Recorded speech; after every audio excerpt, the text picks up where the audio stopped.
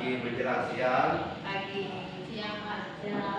Bapak Ibu Guru SDN Pranudini 4 BSD 1 Kecamatan Bete Solo.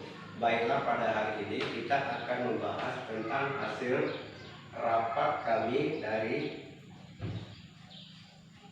pada tanggal 14 sampai tanggal 27 di Dapam.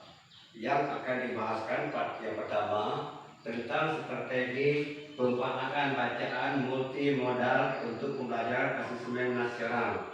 Baiklah, pada yang pertama kali ini akan dibahas oleh Ibu Marisa tentang strategi penguatan literasi melalui Kombel.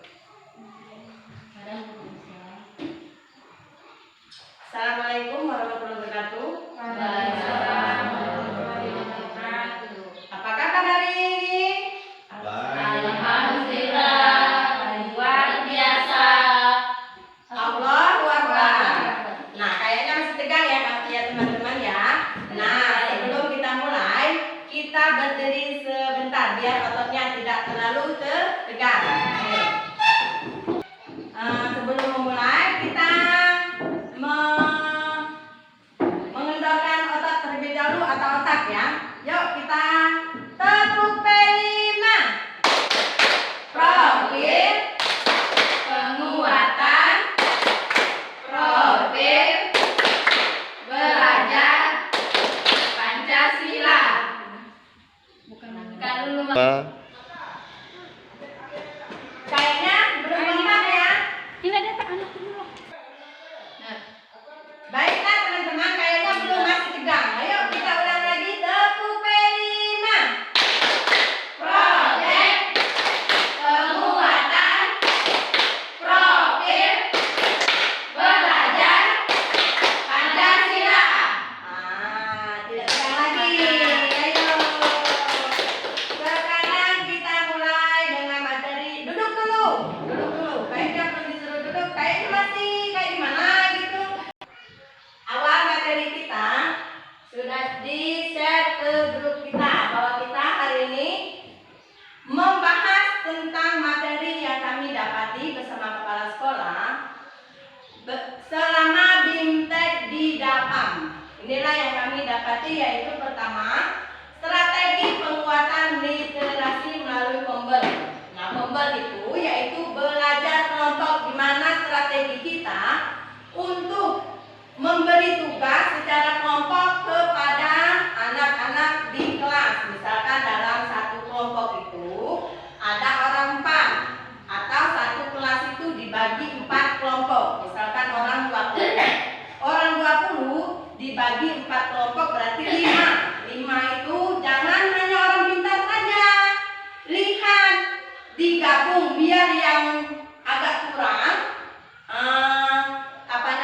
ilmunya agak kurang, IQ-nya agak kurang. Nah, dia bisa sharing ke teman yang lainnya.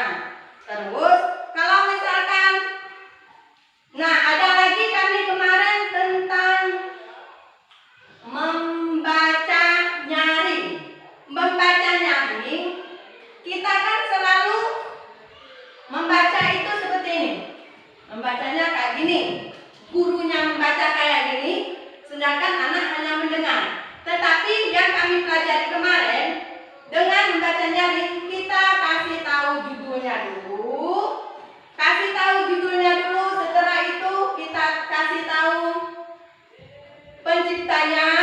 Terus setelah penciptanya, kita kasih tahu materi apa yang akan gambar-gambarnya ada kan? Buku yang kita pelajari membaca nyaring biasanya ada gambar. Terus di sana kita membacanya jangan menonton seperti ini. Nih, misal saya sedang memasak misalkan. Tapi bukunya harus ditanda seperti ini. Harus beri tahu kepada teman, kepada anak kita dengan membacanya. Ada gambarnya, kasih tahu gambarnya kayak gimana.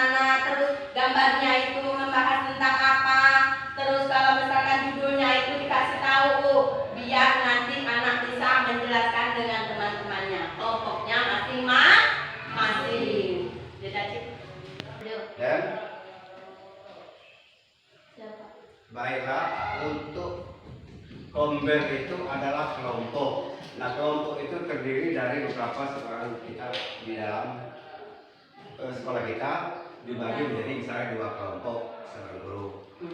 Membahas tentang posisi di kelas atau di kantor sesuai dengan apa yang dibutuhkan pada saat itu. Untuk belajar tentang membaca atau literasi melalui Kombel, berarti kan melalui kelompok. Nah, membaca itu adalah bentuk suasana yang harus kita mentaati bagi teman-teman yang lain sesuai dengan posisi yang akan dibahas. Membaca itu yang pertama adalah membaca yang nyaring, baca yang jelas, ada tanda tangan, ada tanda tanya, ada tanda titik, itu sesuai dengan keadaan apa yang perlu dibahas pada saat itu. Nah, jadi kita semuanya seorang guru harus siap walaupun bagaimana keadaan kita, walaupun ada masalah, walaupun ada tantangan dari luar, profesi kita seorang guru, kita harus bertanggung jawab, kita mendidik anak-anak bangsa. Harus profesional. Lanjut ya teman-teman ya.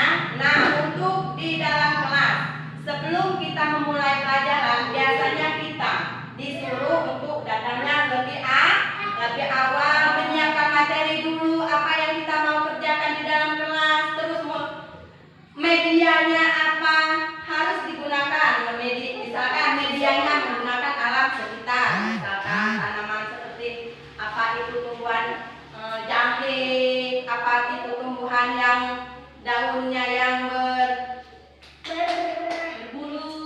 berbulu, misalkan. Nah, satu lagi yang kami dapati kemarin tentang pojok baca.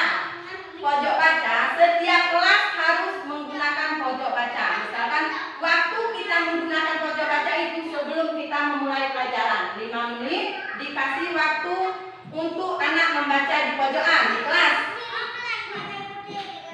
Misalkan kasih jeda 5 menit sebelum masuk kelas, kita sudah nak kita baca dulu nak, karena kita belum memulai pelajaran. Tapi setelah pelajaran kita memulai pelajaran kita seperti biasa.